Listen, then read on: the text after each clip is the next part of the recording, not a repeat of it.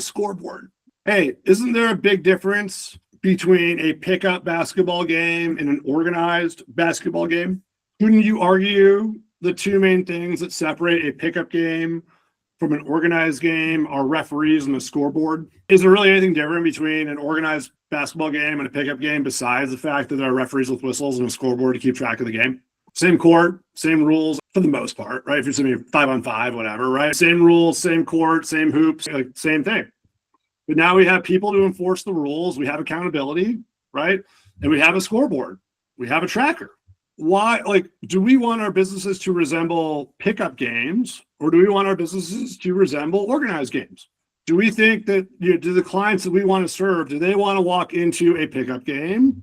Do they want to walk into Ball Arena? How you manage your business, how you keep the accountability, how you then keep track of all this stuff is going to make the difference between whether your clients walk into your neighborhood pickup game on a Saturday morning versus rolling in to watch, the real estate joke-ish equivalent of Brian Avery do his thing. Like, why do people not track? And I think this is super important. And we're going to go through and at the end of this, we're going to show you the tools in Sterling. And I really hope you guys from Friday have started using these tools. We're going to show them at the very end, so that way you guys know exactly where some of the scoreboard stuff is living these days. But a lot of times, simply the reason why people stop tracking, I'm probably picking on Nate too much. I don't even know if he actually said this. I got to talk to my AI about this one. But at the end of the day, people stop tracking because they get depressed. It's the biggest reason why people stop keeping track of their numbers. Either they're depressed that they're not hitting their goals. I'm going to make 10 contacts a day. All right, 2, 1, 0, 2, 2, 1. I don't need to do it anymore. I'm never hitting my goals, right? Or they do it and they don't see any results for about 30 days and they stop. What was the point of keeping track of this thing? I'm still not seeing anything, right? And so the problem isn't the tracking. The problem, frankly, is that we're either tracking the wrong numbers, or we're not sticking with it long enough, right? Or we're just not willing to make the honest assessment, hold ourselves accountable that maybe we need to put in more work in order to achieve our goals, right? So let's make sure we're tracking the right things, and let's make sure that we actually set some reasonable goals for ourselves. So we don't fall into this whole loop of depression. So one of the main things that differentiates our coaching program with other coaching programs out there is that we are consistent, and that a real estate agent should be making 10 to 20 contacts a day. Contacts are the most important metric in real estate sales. Unless you are an Instagram influencer or a YouTube influencer, or you have a lead machine on autopilot, I would still argue contacts per day are the most important number. Even if you are just posting videos online and then taking phone calls from people that want to do business with you, isn't it still important the more people who call you every day? Isn't that going to drive your business? More contacts. It doesn't matter how many videos you post if you're not picking up the phone and talking to these people who call you. Contacts per day. In our program, we say you got to make 10 to 20 contacts a day. Now, the question then becomes, what is a contact, Jared? Now, Brian Avery, I don't want to debate this with you too hard, but a contact is typically, hi, how are you? This is Brian. What's up in your life? When can we get together? You don't even need to talk about real estate, but you need to have a conversation with someone, recreation, dreams, and at the very end, maybe ask them about someone who's going through a life event. Like, hey, do you have any friends who are having kids right now? Because they're probably looking for homes. Do you have anyone whose parents might be passed away recently, might need some help with the estate sale? Right? Asking for a referral. That's a contact. Then the most important thing that we're going to keep track of is database ads per week. The more people that know can trust you, the more business you will get. If no one knows who you are and you are a secret agent, you will be a secret agent forever. You have to put yourself out there and meet new people. It feels really awkward until you go to the gym of meeting new people and putting them in your database for a few months, and then it stops being awkward. So even if you think about it, let's say that I want to add, a lot of agents struggle to get to 100 people in their sphere. Now, I find that kind of interesting because I know that if I were to take every single one of your phones and go through your contacts, you got more than 100 people in there.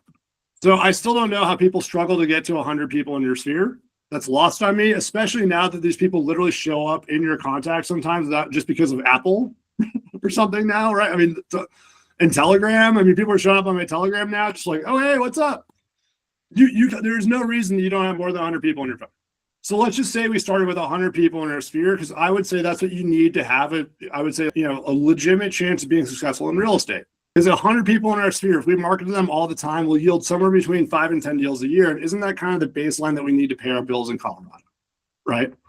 So if we have 100 people, now let's say we want to triple our business. The easiest way to triple our business is to go from 100 people to 300 people that we know, right? If you assume that we're going to treat the next 200 people the same as we treated the first 100, and we're going to market to them the same way, we're going to treat them the same way, we're going to have the same conversations, we're going to invite them to the same events, we're going to do all the same things, isn't it reasonable to expect that we would receive the same kind of referrals from that new 200 people after a certain period of time? So therefore, if we wanted to triple our business, isn't the easiest way to do that to triple the number of people that we talk to? Success is simple, not easy, guys, right? The math here is very simple. Now, Jared, I can already hear you thinking, holy crap, Jared, I got 100 people. How the hell am I going to get to 300? Brian Avery, what's the best way to eat an elephant? One bite at a time, my man. That's how you do it. One bite at a time and butt first. And guess what? That is one person a day. If you add one new person to your database per day, you will go from 100 to 300 in less than a year. In fact, it would probably only take you 10 months. So if you wanted to triple your business and you came to me and say, hey, Jared, I do X, I want to triple X into Y, I would say, great. How many people are you adding to your database every day? Because I would argue if we're spending 8 hours a day in sales, or at least 4 hours a day in sales, right? Maybe 4 hours in previewing and videoing and all the other stuff the real estate agents do. But if we're spending 4 hours a day in sales, isn't it weird that we wouldn't be talking to one new person a day? And by the way, this could be open houses. So if you hold an open house on a Saturday, and let's say you get 5 new leads and you add 5 new people to your database, don't you just take care of 5 people in one day? We're going to talk about time blocking, right? Block it all into a day. And if you are focused on averaging 1 new person per day in your database, I guarantee you will triple your business in the 12 to 24 months following when you do this. Now, there are other numbers we're going to want to track, right? I mean, it's not just contacts and database ads. It's also, appointments that we set. It's conversions of those appointments into clients. It's clients into closings. There are other things down the value chain. We're going to keep track of 2 things. Those 2 things have to be contacts per day, and they have to be database ads per week. So let's talk about a scoreboard. And this, maybe this will be a good time for us to jump into some of the newer tools that we have. And let me get that queued up here in the background while we kind of get some of this stuff running. So build your scoreboard, and here are the rules for your scoreboard. I just took down the scoreboard that Matt and the former Chevron crew had in the office, but there's a scoreboard up there keeping track of all the stuff. Here are the rules. Your scoreboard has to be physical, not just digital. I can only deliver you a digital scoreboard on Sterling. I can't send you guys physical scoreboards. So I will take care of the digital scoreboard for you. Your scoreboard should be physical. The best way for me to see this stuff was I had my pipeline right over as a newer agent. When I was in production, I had my pipeline right over my computer, and I could see all the deals I had under contract. And I literally had like all my contacts per day on the scoreboard. So literally, if I just looked up, I only got like 1 under contract and 2 active buyers. I got to figure some stuff out. Put it behind your screen. It doesn't do you any good if your scoreboard is in your closet, in that corner where light doesn't hit it, and it kind of smells funky, so you don't go over there. So make sure that you can see your scoreboard. Make your scoreboard color-coded. Happy faces, green lights if we hit it. Red is bad. Humans like rewards, and maybe some of us like punishment, but typically we react well to punishment or reward. If you're going to take an action, right? If you're going to do something, isn't it best from a learning, development, whatever perspective if you get feedback? So if you do something and you get no feedback, aren't you like, oh, what was that? Whereas if you do something and let's say you put an 8 on your scoreboard and the goal was 10 and it flashes red, don't you get immediate feedback with that red flash? Whereas if you put 12 on your scoreboard and it flashes green, don't you feel freaking great? It is so important that we don't underestimate the power of our brains and what these little reactions can be over time. Because these little things, if you've ever heard of neurofeedback, have you guys ever heard of neurofeedback therapy? I've gone through it. I'm 100% transparent about this. I had like crippling anxiety for a period of my life. And this changed my life. And what's incredible about neurofeedback therapy is that it teaches you to not underestimate the little things that get put into your brain. And what I mean by that is you can take someone with crippling anxiety who can't be off their phone, who can't even play a round of golf without checking his phone 24 times, because they're worried about missing a call or a text from a client, in between his tee shot and approach shot, right? Imagine how awful that is if you have to check your phone after every single golf shot. Trust me, it's a lot when I play, right? To basically staring at a TV, listening to some birds chirp in your ear, while you're really focused on a screen that kind of like shades in and out. And all of a sudden, after like 3 months of doing that, you don't have any more anxiety because you created new neural pathways based on the beeps and buzzes that were going off incoherently in your ear. And imagine Pavlov's dog, like, on absolute steroids here, right? But it's the same principle. Your brain, and they have systems and technology, and it's proven to do this. Even hearing random incoherent beeps and buzzes at certain periods of time that are synced with your brain waves will train your brain to behave in a certain way. So don't tell me that a coherent red or green every single day showing up on your calendar will not have an impact on your behavior, because that will impact your brain waves, and your brain waves will impact your behavior. The way you talk to yourself will impact your behavior because it will impact your brain waves. So let's not discount this stuff. It might seem small to have a red or green or smiley face or sad face, but these are the nuggets that our brain needs to train itself. We need to update at the same time every day. And I typically like to do this as part of a sign-off process or a preparation for my next day. And I'm sure that there's going to be that day where you crush your goals and you have so much to write down and you're like, boom, and that's great, right? Just get in the habit of doing it every day, because there are going to be good days and there are going to be bad days, right? And we don't want those good days to get us we don't want those good days to get us too high, and we don't want those good days to be too low. And in sales, isn't it fair to say that sometimes we just have good days and sometimes we just have bad days without any real difference? Sometimes we're lucky and we talk to the right people. Some days we're not. So maybe the success we had that day was finally the universe smiling upon us and giving us luck. We should be really excited about that, but we don't want to change our routine, because at the end of the day, that's what we're looking for. We don't know when the universe is going to give us a lead. It's going to give us a lead at some point. This is what being a professional is about, right? The most, in my opinion, if you look at football players, the most successful football players, or at least the guys that I look up to, Christian McCaffrey scores a touchdown. What does he do? Flips the ball to the ref and runs back to the sideline. There's nothing, right? We want to be CMC with our real estate businesses. We get a lead, great. There's a process. There's a system. Cool. You're just another one. We've got this whole thing.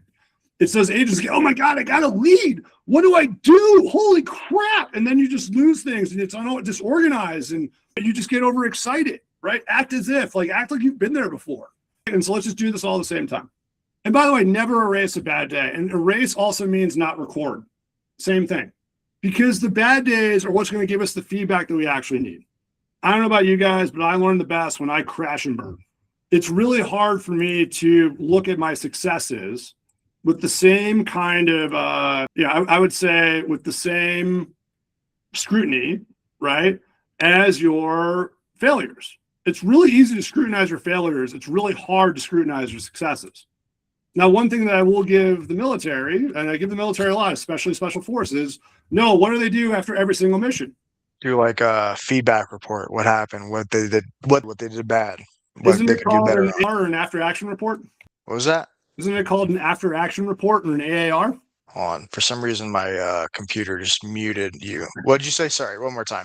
Your computer was smart. Isn't it called an after action report? After action. Yeah. I can't remember what it's called. It's okay, man. It's all good. Civilian, 1 point. Thank you, Freddie. AAR, exactly. It's after action report. If the mission goes bad, do they stop doing AARs? No. If the mission goes good, do they stop doing AARs? No, they keep doing it. Because you keep learning. We learn from everything, right? So let's, what do most agents do here when the board is red or negative, right? This is what most people do. They stop tracking. They call it a depression metric. They decide the system doesn't work. They go back to winging it, right? Whereas if you're a top producer, I'm just going to be honest, it takes time. Real estate is time on task over time. And if you haven't spent the time yet, the next best time to do it is now. Just know that if you're going to try and transform your business, transform your life, and achieve all the goals that you guys had, it's going to take time. Because if this was really easy and didn't take time, don't you think the other 40,000 people that are allegedly real estate agents in Denver would already be doing this stuff and taking all your business from you? It's going to take time. Real estate, people who are successful in real estate are about people that can withstand pain better than chase the success. There is more pain in sales than success. Not rejection, I'll say pain. There's more pain in sales than success. And so those people who do well in sales are the people that can deal with pain. The higher your pain tolerance, the more that you can take, the more successful you're going to be, because you can withstand those things that otherwise knock people off the horse. So I'm just telling you, if you really want to commit to changing your life and changing your business, this is going to be a 6 to 9 month process. There is absolutely no shortcut here. And so if we haven't been doing it, I love the momentum we got on the beginning of this call. If we haven't been doing it, that's great. Now we got to start doing it to keep it tracked. So lastly, we're going to jump into just the accountability edge and what it means to have accountability, because we talked about this. If you're left to your own devices, aren't there 2 things that humans always want? Wes, maybe a third, but take your mind out of the gutter. We want to be right. We want to look good and we want to be right. So if our mind is always, designed to protect us, we want to always look good. We always want to be right. If we have a bad day and we don't have any accountability, what's going to happen at the end of the day? Aren't we going to start rationalizing why it was okay? Because we're trying to protect ourselves, right?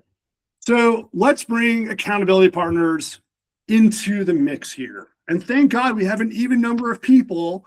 And I love it because we're going to start a big group thing with our Everything They Didn't Teach You in Real Estate School today, which is great. And we're going to open it up to the rest of the brokerage tomorrow. But here are the best people look, if you want true accountability, those people who are most invested in your success are your best accountability partners. How much different? I'm going to go back to picking on Noah because I know Sephra, so I can do this. Hey, Noah. Let's just say I was your accountability partner, and I know you would be terrified of ever telling me that you didn't do what you said you were going to do in a day. How much more terrifying would it be if you had to tell Sephra? Equal, if not more. I hope more. She hopes it's more, right? What if we had to go home and, I don't know why you're everyone's in this business for different reasons, right? A lot of people are in this business for their kids. What if we had to go home from work, go home or sign off every day and tell our kids, the ones that we are doing this work to put food on the table, to put money in their college accounts, to give them a better life than we had. And we had to tell them that we did not do our jobs today. That's pretty shitty, is my language.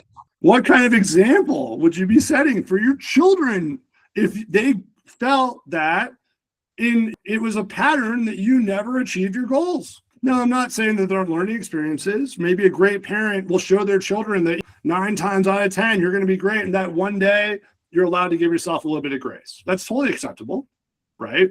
Which is a very different message than 9 times out of 10 not coming home and telling your kids that you did not do what you told them you were going to do in the morning. Just let that one sink in for a second. So let's think about accountability partners, and let's think about those people that we can bring into our business to hold us accountable. Those people that we're burning the boats. Just by bringing in these people, we're burning the boats, right? Because if we bring these people in, we have no shot, we don't have a choice. If you bring your wife or your husband into your accountability partner, and then they see for the next couple of weeks a pattern of you not doing your job, how is that going to impact your relationship? If you bring in your kids to your accountability partner, and they see weeks of you not doing what you said you were going to do, how is that going to impact their feeling of you, your relationship with them, and the lessons you're teaching them to be professionals in the future? If you bring in your team members, the ones that you're prospecting with, finding deals with, and you tell your team that you're not doing this consistently, how is that going to feel within your team? So what we're going to do is we're going to start thinking of some rewards that our accountability partners are going to give us. Now, there are some great Green Week rewards. And by the way, I'm a huge proponent of this. Whenever we talk about business planning, if you ever do a one-on-one business session with me, I will tell you, you cannot work 7 days a week. You are not allowed. A, because that's a really bad habit to get into. And B, you got to also budget to live life. If you want to work 24/7 in this industry, you could. There's always something else to do. I promise you, right? And we also need to make sure that we reward ourselves.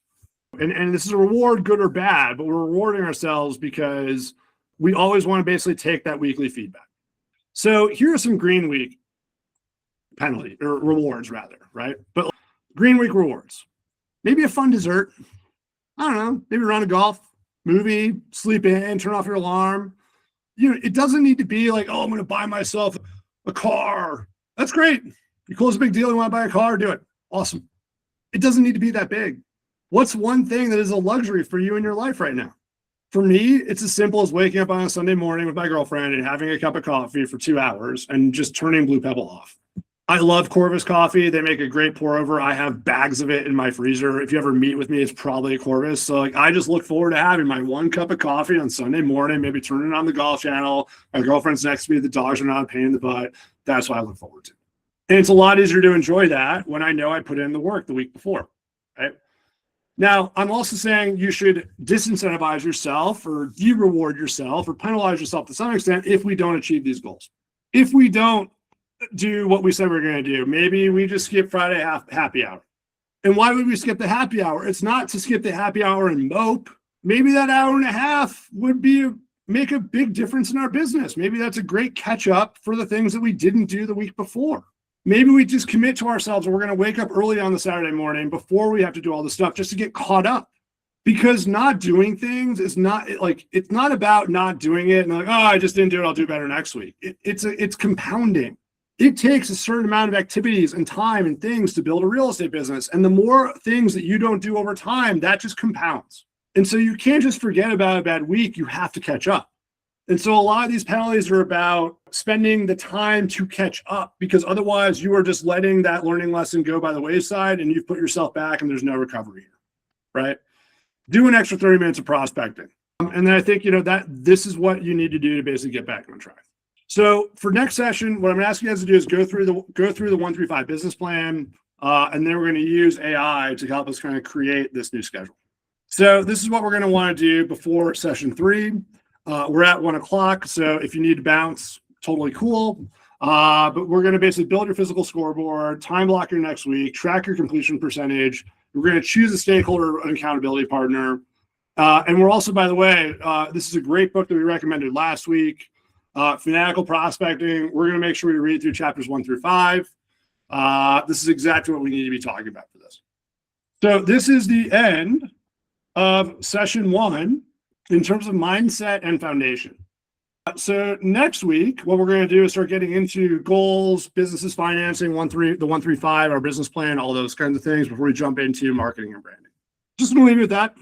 If we stuck to a schedule for a year, if you stuck to a plan of working out every day for an hour for a year, do you think you would look different? So if you stuck to a calendar, a schedule, and a business plan for a year, do you think your business would look different? Here's one thing I want to show you. There are a couple new cool things on Sterling. And so I just want to very quickly show you some of these new cool things. So that way we can help you guys with some of this accountability and data tracking that we've been talking about.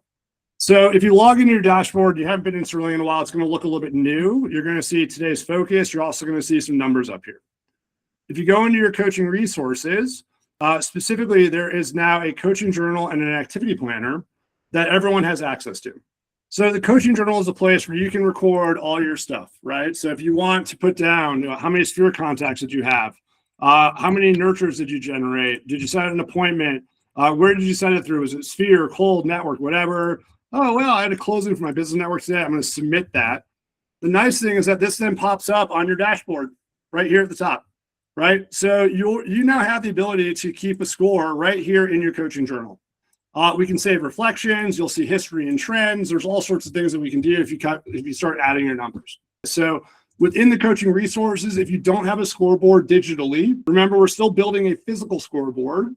If you want a digital scoreboard, so that way, you can do better data analysis, see some patterns. Here you have a coaching journal within Sterling. This should be readily accessible for you guys and working already.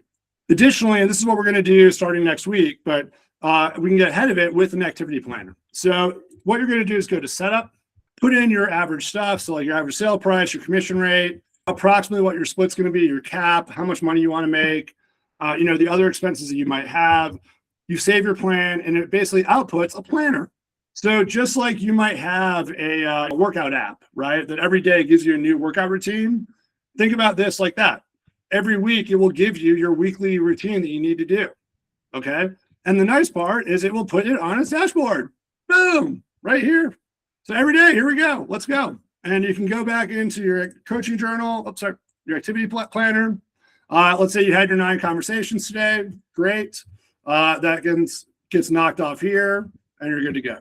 Right. So just a couple other things to play with in Sterling. If you guys see any things that you want to add, either scoreboard tracking, activities, whatever, we're going to play a little more with it next week. Happy to do it. And at least now you have a little bit more visibility in your business of some of the things right now in Sterling on the dashboard.